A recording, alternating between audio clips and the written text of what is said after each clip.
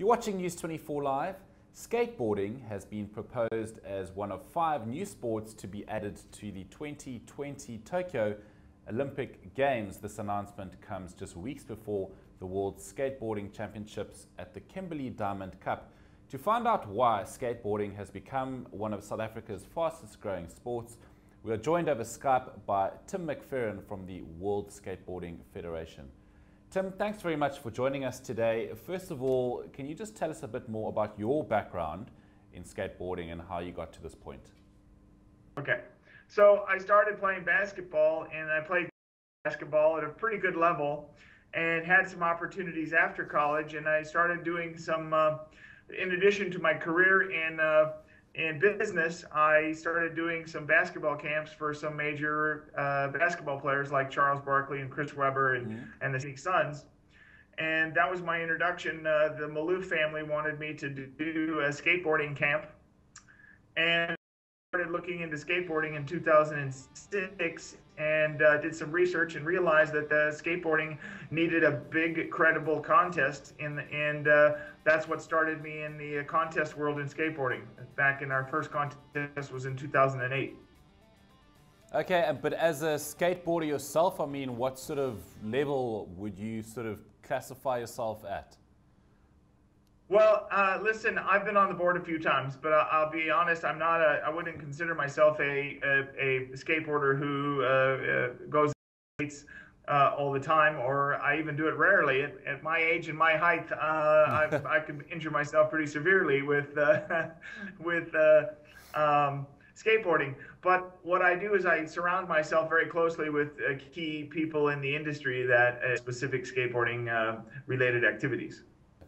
So yes, as I mentioned, Tim, skateboarding proposed as one of 5 new sports for the 2020 Olympics. This, of course, coming just before the World Skateboarding Championships in Kimberley, which has become, you know, progressively popular event. What are your feelings, first of all, on the Olympic bid, and then just skateboarding in South Africa? Well, first, I think it's an honor for a potential Olympic sport. Skateboarding has grown. It's very young sport still, and not extremely organized. And I feel that we've got a lot of work to do if it does get picked, and it'll get the final decision. I think will be made sometime in August of next year on which of the 5 optimistic and confident that skateboarding will provide that youthful audience that I think the Olympics needs. Just out of interest, what are the other 4 sports that are being proposed?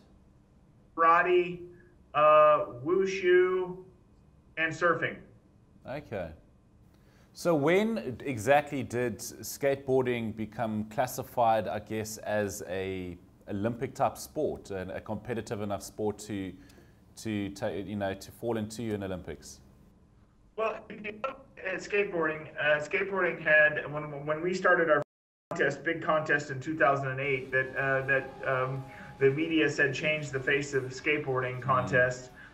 We did a lot of different things. We introduced a new format which allowed skateboarding to be seen on TV, because prior to that it was only highlights.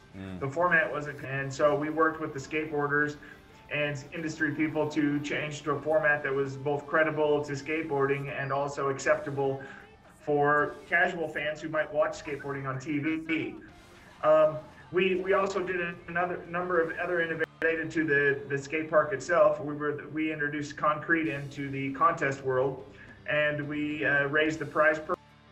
The last important component was we're trying to make sure that all the top skaters would actually compete in the same contest, and we've been very successful over the years. And when we moved to South Africa, an event to South Africa, the contest itself became the culmination of a year-long social responsibility program that we did with the partnership with the Northern Cape government.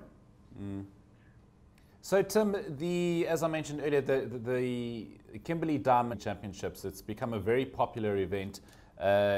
You've been quoted as saying before that South Africa has the most comprehensive skateboarding development program in the world. Do you still stand by that, and why is this so?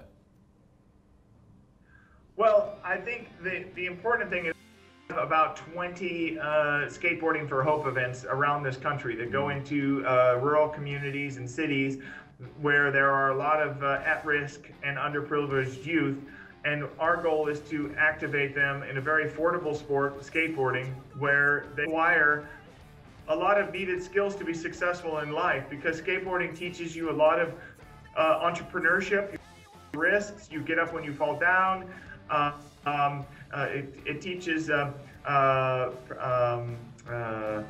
think of the word, but persistence, because and the competitive spirit of it. So I think a lot of those things that I picked up in basket pick up in a more affordable way in skateboarding. And skateboarding is one of the few sports I know where you can hand somebody a skateboard and they learn to do it on their own. Basketball, I needed coaches, I needed shooting mechanic coaches, I needed strategy, and skateboarding is something that's relatively simple to pick up. And quite honestly, I'm proud of the fact that we had 100,000 people visit our skate park.